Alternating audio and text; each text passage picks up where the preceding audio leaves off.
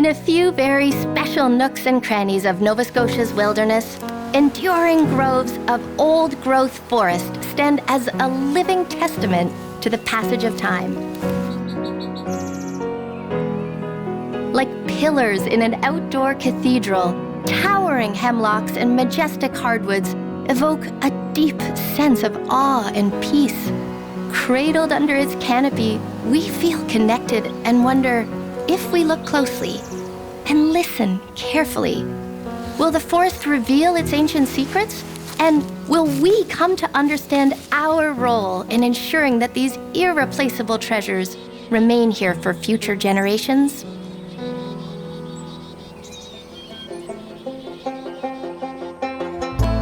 We are deeply connected to nature, from old forests to rugged coastlines, the tiniest wonders and vast open spaces. It's where we come from and what we share with all living things. It's time to rediscover the wild.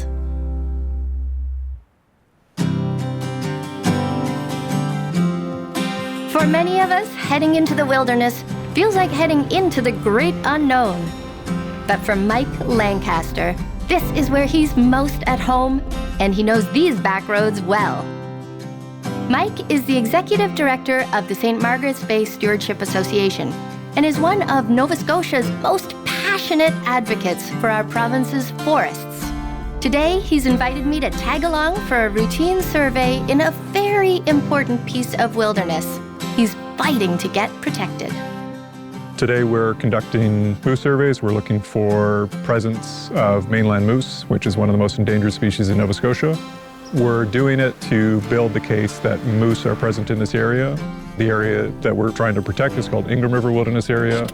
It's a roughly 11,000 plus hectare area that has a tremendous amount of ecological value. And part of that campaign to document how significant this area is the presence of moose. You're not actually finding moose that often. Yeah, I've actually never seen a moose when doing a moose survey. You only ever find the three things that you look for: tracks, scat, and browse. I know tracks and scat, but what's browse? Browse is when you're looking for where a moose has nibbled on a tree. We've been able to consistently document a presence of them. Today, it's an ongoing contribution to those efforts to ensure that we are able to understand where the moose are, how they're using these spaces, and then advocate to government that this is a significant and worthwhile area to protect. Oh, there's one right here. This is a moose print. Yeah, this is largely what we're looking for today. The most common sign of moose that you'll see will be a track. It's great to see them here, and you can distinguish it from a white-tailed deer largely from the size, these very large and pronounced back dew claws, and then the oblong shape of the front hoof as well. Okay, so this is the back, and that's the front. Yep. That is huge, Mike. Yeah, moose are really big animals. They can get upwards of like 1,000 pounds. So it's kind of bigger than most of us are used to seeing around Nova Scotia. Yeah. Mike wants to survey a particular patch of old-growth forest that he knows is one of the moose's favorites. I'm getting the sense it's one of Mike's favorites, too. I've always been really engaged in the natural world. When I was a child, other students would bring their Power Ranger collection. I brought my snakeskins and pine cones kind of thing, so it's just in my blood. This is predominantly a red spruce dominant forest. It would have been probably clear-cut, maybe about 50-ish years ago, 60 years ago. So this is a relatively young forest? Yeah, as far as how old our forest can get, yes, it's quite young. Unfortunately, this is kind of what the average forest across Nova Scotia is aged around, though. Oh my gosh, a sea of ferns. Yeah, mostly is so beautiful. Mostly Mike. cinnamon fern and some ostrich fern. Oh, this forest is starting to feel different. Yeah, we are entering into the old growth forest now. Now, I've been in old-growth forest before, but there's something really special about this one. Like the forest is wrapping me in a blanket. Moose love forests like this for winter grounds. It's so open, and that's really helpful in the winter when they're trying to get to areas that are protected but still have space.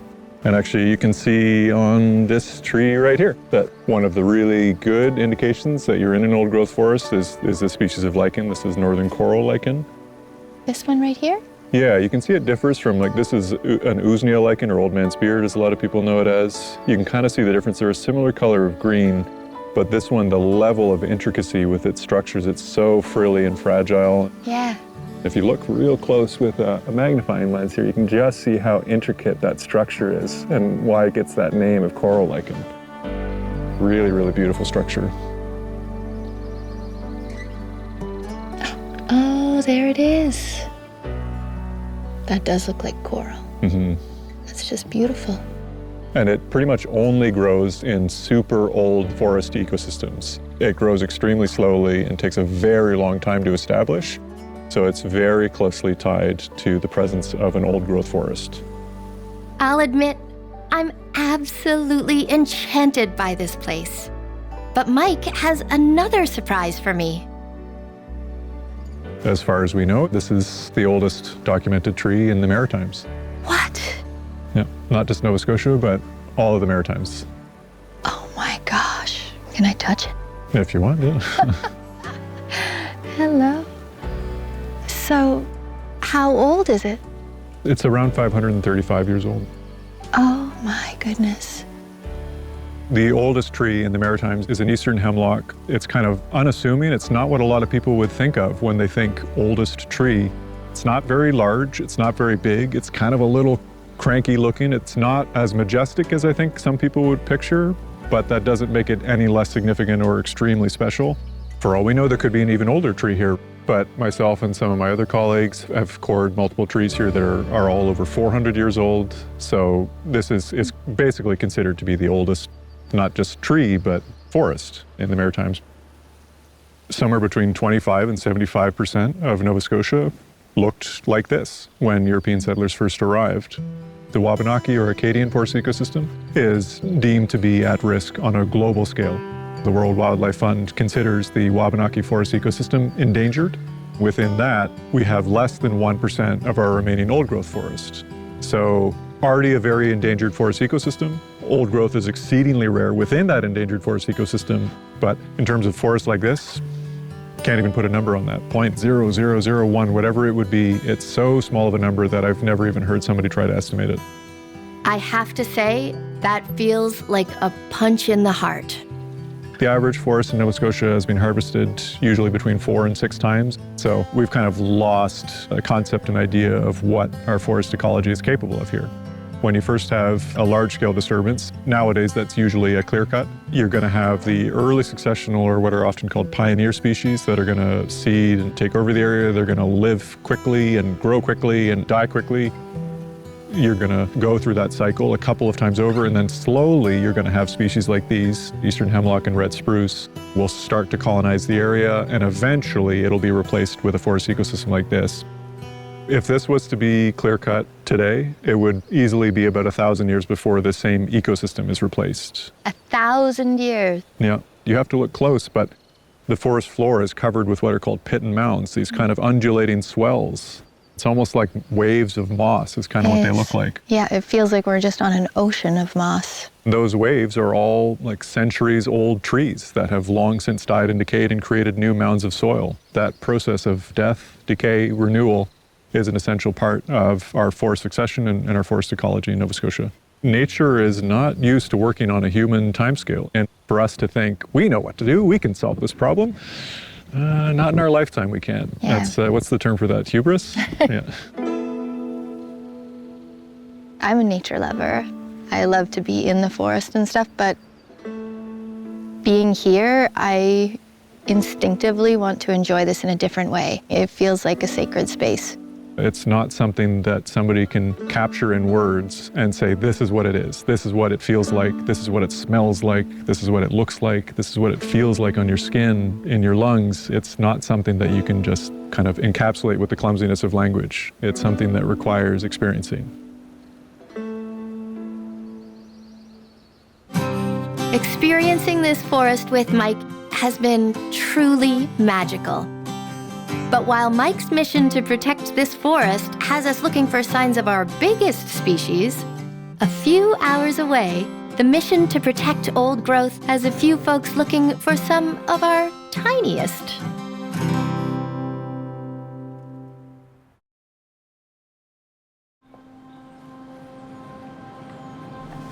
Jonathan Riley is a devoted outdoorsman, a wilderness interpreter and guide, an advocate for conservation, and a self-proclaimed lichen enthusiast, with an impressive specialization in Nova Scotia's rare and endangered lichens.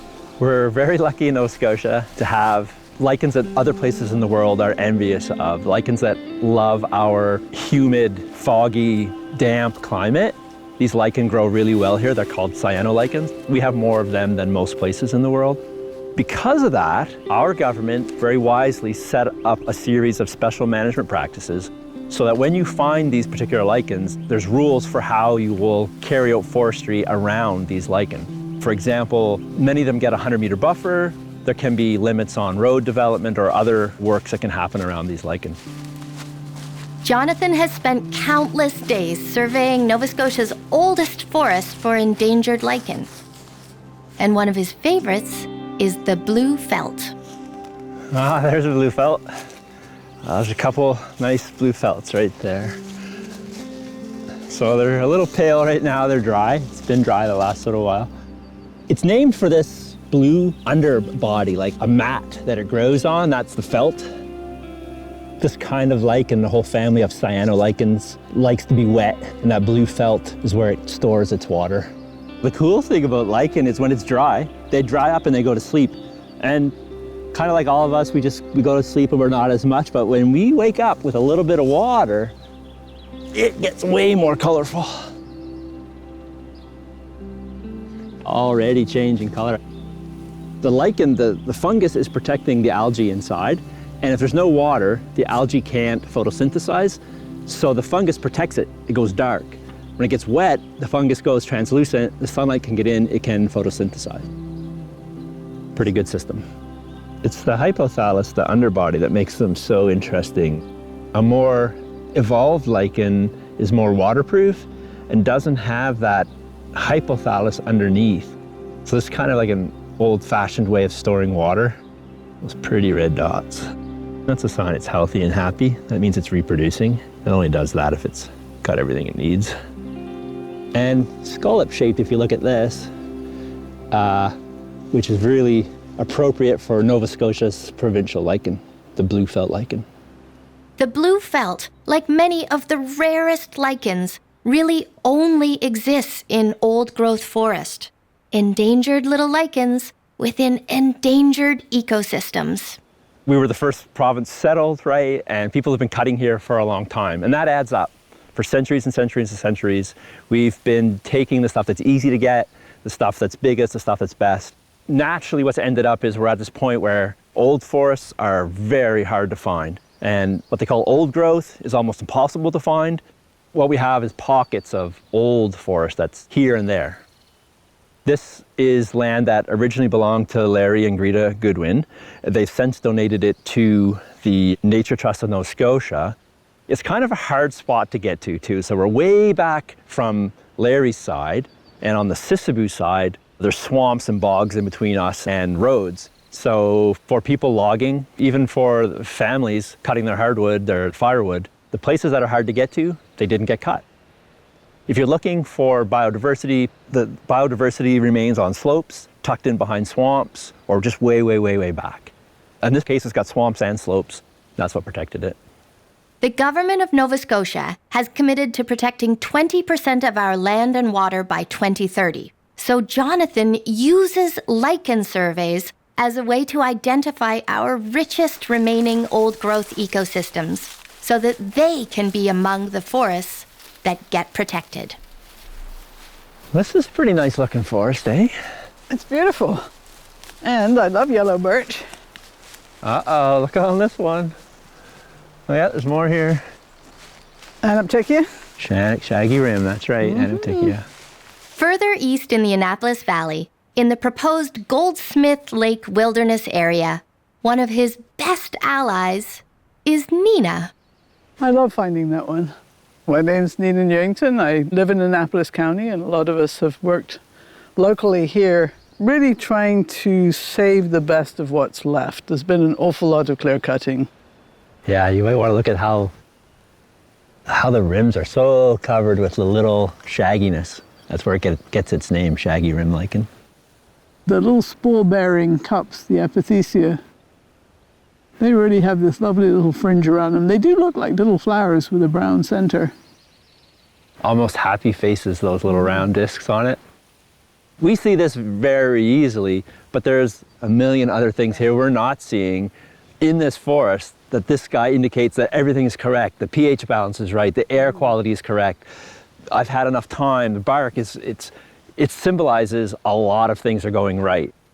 That's one of the interesting things about lichens is they're really telling us not just about themselves, but about the whole system. It feels like everything's here. There's a kind of wholeness. When I'm in the forest, in a strange way, I feel cared for as well as caring. And I think I end up feeling fiercely protective. When extensive clear-cutting plans were announced for Goldsmith Lake, Nina helped organize a group of volunteers to document biodiversity and identify species at risk in the areas slated for harvest.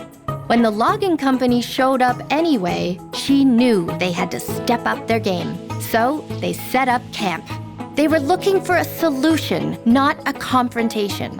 So rather than blocking the roads, they decided to focus on research and education and set out to survey the entire area for species at risk. They called it Lichen Camp. We kept the lichen camp going. I think we had 40 different people camped there over the 210 days.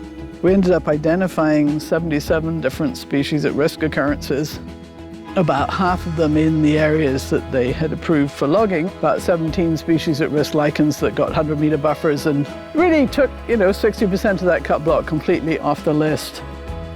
Nina is thinking 8 steps down the road about the future of what the forest in Nova Scotia will look like.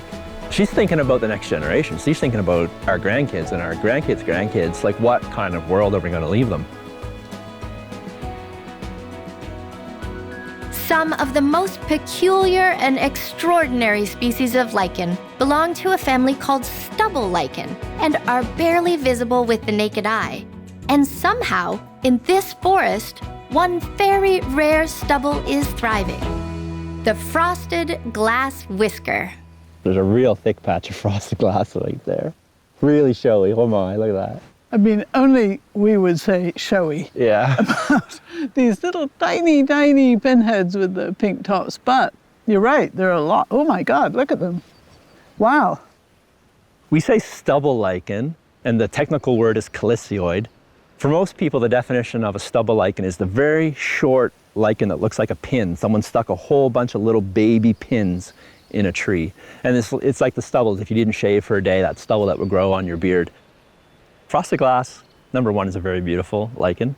Tiny, like a couple millimeters, with a pink, cloudy, like puffy pin on top. You have to look really close to find it. Yeah, I mean, this is like the complete opposite of the charismatic megafauna that conservationists talk about, the moose, the polar bear, the lion, the elephant.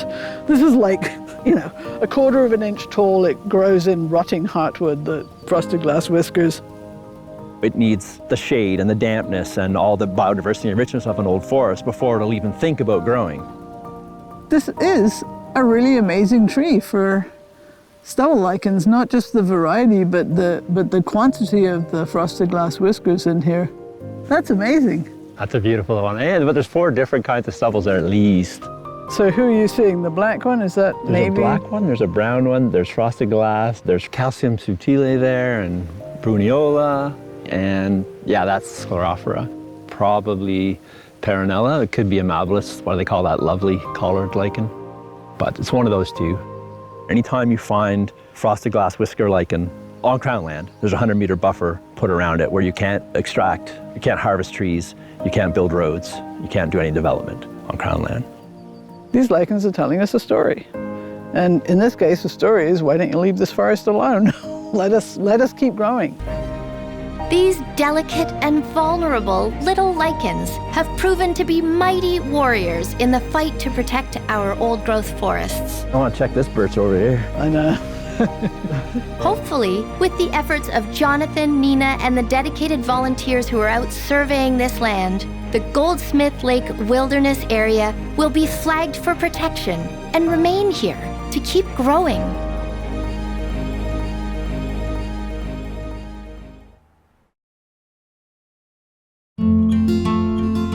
Spending the day with Mike Lancaster in the oldest forest in the Maritimes has been absolutely inspiring, and the importance of protecting this forest is as clear as day to me.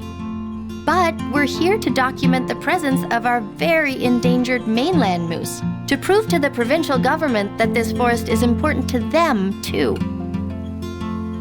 Moose love forests like this for winter grounds because you can see right here, like, it's so open, and that's really helpful in the winter when they're trying to get to areas that are protected but still have space. So here they're going to be protected from a lot of the wind and a lot of the snow that's coming down. Moose really need overwintering areas like this to escape from some of the harshness of our winters. They like the protection that they give for blowing snow, and it's, oh, actually right here.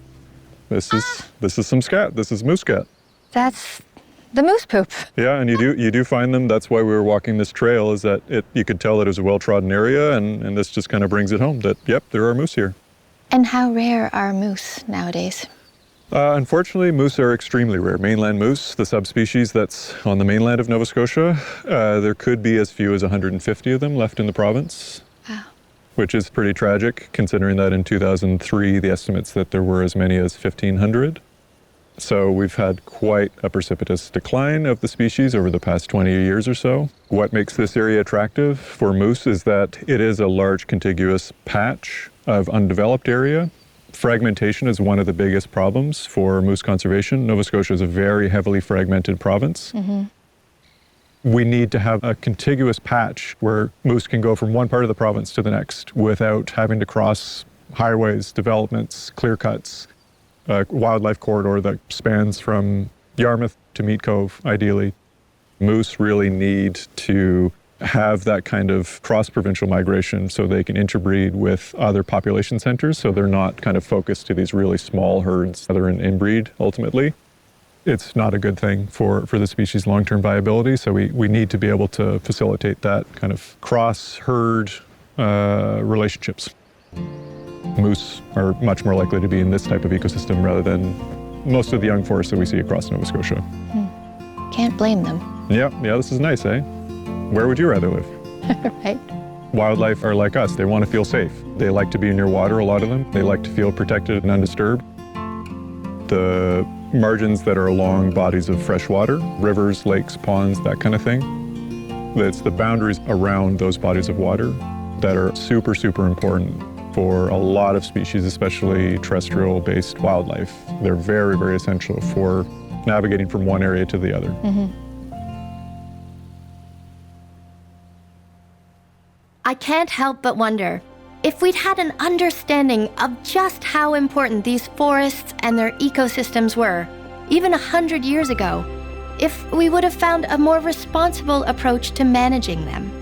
The way forward is daunting and difficult, but if more of us get involved leading the charge with people like Mike, Jonathan, and Nina, showing our governments that these forests are important to all of us, it might just be possible. Too often, we look at the forest with only a lens for economics. How old is a tree? And how much money can I make from a tree? We don't have to keep accepting that extraction is what always rules the world, because if we accept that, we really don't have much of a future. These billion-dollar weather events that are causing this kind of damage, these fires that we've seen, all of these are kind of tied into the hidden costs of climate change and the hidden costs of not having sustainable, diverse, resilient forests. The more diversity that we have in our ecology, the better we are situated to deal with whatever kind of adversity is thrown at us. Everything and everyone depends on a healthy environment. You can't exist without it. We really need to start to take that seriously. Sometimes we're out here looking at these lichens, right, and we're making lists, we're filling out spreadsheets, and you say to yourself, why are we doing this? Why are we even trying? Because we know a lot of it is disappearing. And sometimes I just think like, well, at least we'll know what there was. At least we'll be able to say to my granddaughter, there was a thing called the blue felt. But I really hope she'll be able to see one, right? That she'll be able to experience pouring water on a blue felt and watch it change color.